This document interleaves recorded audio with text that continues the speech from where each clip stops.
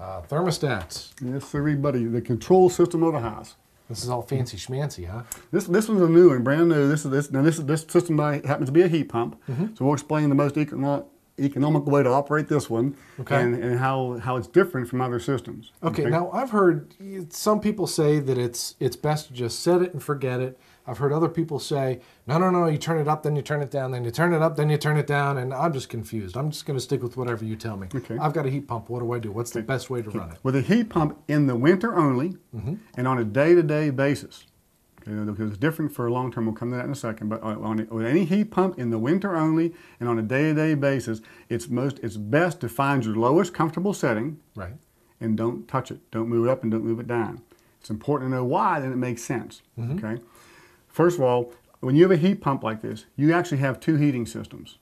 Okay. One is the most economical system we've got, or one of the most economical that we have to use to heat our homes. The other is the most expensive we got, or one of the most expensive. They're both controlled by that one thermostat, and they're both in your unit in your house. Really? So the goal is, let's use the economical one, let's not use the expensive one. Okay. So the heat pump is operating in this normal, we call refrigeration cycle mode, just this normal mode, okay? You're getting around 10 or 12 BTUs of heat per watt. 10 or 12 hunks of heat for your dollar. Okay. Anytime someone gets chilly and doesn't use a little space heater or some other thing and come over and bangs up the thermostat, even a degree or two, you're going to bring on the auxiliary backup system, which yields 3.4 BTUs a watt. That's electric resistance, like the little space heater we had, only it's a big space heater. And it's supposed to go for the whole house, not just for where you are. Right. Okay. So electric resistance coils are in there. So that's why that you don't want to make adjustments with the heat pump, because every time you do, you're going to bring on that backup system. Now, if you're gone for 3 days or more, and it's just a function of the weather, so there's no perfect science there, but if you're gone for 3 days or a week or so, yes, turn the thermostat down as low as it'll go. And when you come home that one time, the strips will come back on, but you've saved enough in that meantime to pay for that one time the strips come back on, the backup comes on. Okay, so long term, shut it way down. Short term, though, stick it at the lowest comfortable temperature and leave it there. Right, the DOE recommends around 68 degrees. Everybody there's no right or wrong. Everybody's got different comfort levels. I keep my house 65. I'd keep it 60 if my wife wouldn't move out on me. Because I want low utility costs. See, every degree is worth 3 to 5%. Let's start with that 68 degree Department of Energy recommendation. So every degree below that, let's use mine, 65. Whatever I would have paid that day at 68, whatever it would be, and that's weather related, so there's no perfect science here. It depends on how cold it got. But whatever I would have paid to heat my home that day, I'm saving 15% by keeping it 65 instead of 68. Someone who's keeping it 75, for example, all right? Well, that's an 8 there, you're looking at 35% more that day. So that's your choice. Wow. Okay, just be aware that about 3 to 5% per degree. So that's, yeah. So I'm no good with math, but is there some break point where GUC starts paying me?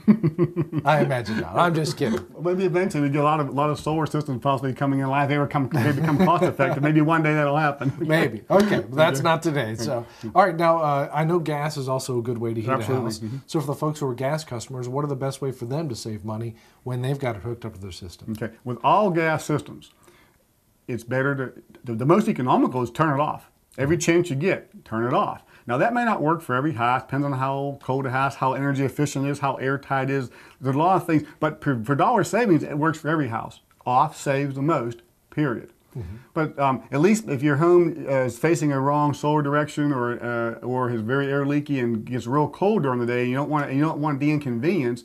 Just keep in mind that every degree you turn it down is saving you 3 to 5%. So make those adjustments. So that with anything other than the heat pump, that includes gas, propane, oil, geothermal for that matter, or even a heat pump that might have a gas backup. Now they're called dual fuel systems. Then with all those systems, make the adjustments. Okay, we call them cost-saving adjustments. Some people use this. Here's a programmable thermostat, so you can make the adjustments automatically by itself. Okay, and they work much better with non-heat pumps. Heat pumps with programmables don't do quite as well as a gas, oil, propane, or other type system. Okay, well, let's go outside and talk about the heat pumps more, okay? Sure. All right, Andy, this is a big, beautiful heat pump. I see the data plate. That's good stuff. Well, this is the outdoor unit, the compressor unit, that's coupled into a, as we see, we can walk between the house here, and there's a charge tube that goes inside. That goes to another unit inside the house somewhere. So it's called a split system. Split into 2 pieces. Okay. Well, just in general, heat pumps, when this is operating in the winter time, this charged tube should get super hot. If it's not heating your house. Okay, so you can peel back the rubber that's on there, just like you did in the summertime for us before, where it's supposed to feel cold. Right. That's supposed to feel hot. Because in your home, if your bills are going up, and it's almost always heating and cooling related, well, maybe the heat pump's failed. Okay. Well, if it has, before you call me for an expensive repair or something, you can just do a real just quick check. If this thing is heating the home, that pipe should be hot enough that when you pull back the rubber and grab it, you're going to let go. Now, it's not going to damage your skin, okay, but you're going to let go. You always worry me when you say it should be super hot and then just peel it off and grab it. But maybe just touch it. But now, if you can grab it and hold on, it's just lukewarm, it may heat the home a little bit, but what's going to be happening is your auxiliary strips will be offsetting it a lot, causing your bill to go up, because the strips, again, the backup auxiliary heat strips are very expensive. So the compressor unit or the refrigerant or something else has failed in the unit, it'll still heat the home because of the auxiliary backup. But one quick way of telling is that charge tube getting hot? It's the big copper tube, not the small one. Okay, it's the big copper tube. Is it getting hot? If it's just getting lukewarm, it's not going to be sufficient to heat their home. That's just a quick, easy way of just checking. Is it kind of operating like it's supposed to? If it's just lukewarm to cool, then you're wasting money, because it's going to be running all the time, not going to give you the heat. Absolutely. And again, you want to check it after it's been running, say 5 or 8 minutes. I mean, if it was running for a minute, it's not going to get hot yet. Okay, but after 5 or 8 minutes, it's just a quick, easy way of checking this. Okay, can we talk about filters real quick? Sure. Because we've got a couple of filters here. Yeah, well, filters the last few years, in fact, since we last did this, it's amazing how this has turned into almost a confusing controversy. Okay, but let's simplify it. This is called an electrostatic filter. Okay, these are $80 to $90. Okay, and we've never recommended these because we did a test with these over at Pitt Community College. Pitt Community College builds a homeowner energy efficient home program every year. A phenomenal group over there and phenomenal programs. We test them at their house because we know their systems are right. We know the houses are super tight. So it's a good place to do a test, to get an even test. And we tested air filters. This was so restricted we almost couldn't get air through it. Wow. So electrostatic types are almost too restrictive for most systems. Okay, unless the system is designed for this level of restriction, we'd recommend something with less restriction. And this looks expensive too. Look at all the about layers 80 you bucks. got in there. About 80 bucks.